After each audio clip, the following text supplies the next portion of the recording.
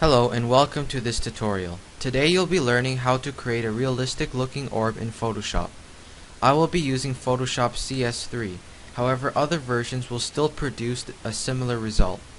This tutorial has a beginner difficulty level and thus requires no previous knowledge of Photoshop. The tutorial is roughly 15 minutes long and is split into two parts. If this has helped you any way, please subscribe, it's free. Without further ado, here is part 1. You have to create a new image. To do so, go to File and click New. I already created mine. In case you're wondering, I'm using a 300 by 300 image. However, you can use whatever you'd like. We want to start by making the background a nice light gray.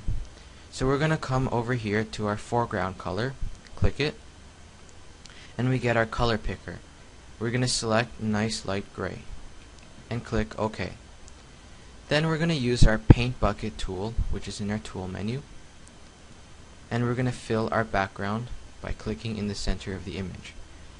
Now Adobe has grouped similar tools together into one actual tool, so you may not be actually seeing the paint bucket tool, you might be seeing something like the gradient tool. So in case you're wondering where the paint bucket tool is, it's actually hidden under the gradient tool. To access it, all you have to do is click and hold, and then you'll get a little menu letting you choose between the gradient tool or the paint bucket tool. So that's what you do in case you don't see your paint bucket tool. Next, we'll start to create our orb. We're going to be doing this on a new layer. So first things first, we have to create a new layer. So we just have to hop over to our layers panel over here and click this create new layer icon. And we get a new layer, layer 1. Make sure this layer is selected so that you're working on it. Then we're going to be using our ellipse tool to create the actual orb. The ellipse tool is found in the tool menu over here. Now once again, this tool may be hidden amongst other tools, so you might not actually see the ellipse tool and you might see something else. In that case, just click and hold and you get this menu, and make sure you select ellipse tool. Now we're going to be using black for the time being, just so we can tell the actual shape from the background. Then just like any other image editing software, you click and drag and you start to get your elliptical shape. Now we want this to be a perfect circle, so all we have to do is press and hold Shift on your keyboard, and then you can drag out your circle. Now you may want to move this if you started in the middle, for example. All you have to do is hold spacebar, and then you can move your circle. So I'll just set it down here and click and drag to get my orb. Let go, and then you get your orb, or circle in this case. Now you can see, make sure this is selected, shape 1. Now we have a nice circle, but we need to make sure it's actually centered in our image, just so we can get the best result.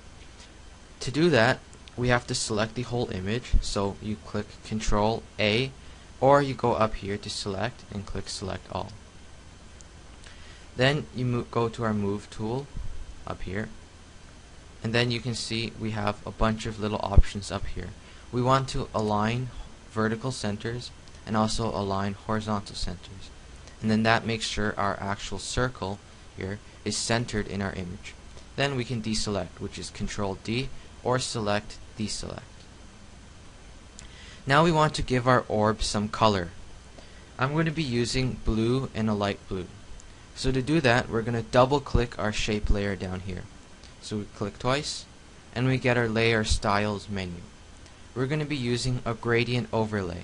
So we just have to click this option to check it off and select it so you can change the gradient. It's using a black to white gradient, and we don't want that. We want blue to another blue, a light blue to a dark blue. So to change that, all we have to do is click this gradient and we get the gradient editor. Now there are two colors here, two color stops, black and white. So we're going to be editing each one individually.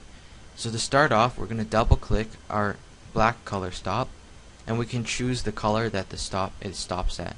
So we're going to start with a dark blue. So we're going to go to our blues and choose a rather darker one. Now you can play around with this as much as you like, so choose some colors that you like. Then we're going to double click our white color stop, And also notice how this preview is automatically updating. Double click our white color stop and we'll choose a lighter blue. That looks good. And then we click OK, and then notice how our gradient has been applied, and it's blue, a dark blue to a lighter blue. We might want to change the angle to make it look as if the light is coming from a different direction other than the top. So you can choose whatever you like. I'm using 114 degrees, and that's about it for the gradient. Next, we want to add an inner glow to give it more of an orb-like feel. So we just go here and click inner glow, and you'll notice this little, it looks like white, a white outline appears. It's actually a glow, and it's actually yellow. So we want to change that to white first things first.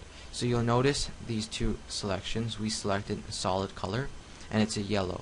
That's the default choice. We're going to switch to a white, so just drag your color picker to this white and click OK. And we also want to change our blend mode to normal.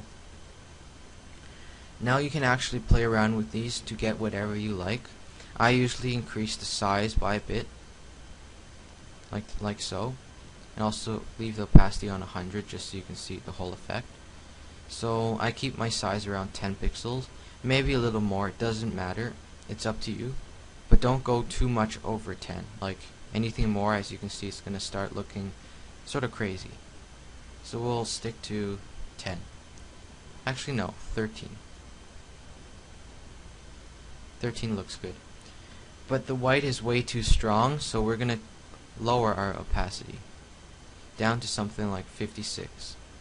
That looks very nice. And that's all we have to do for layer styles.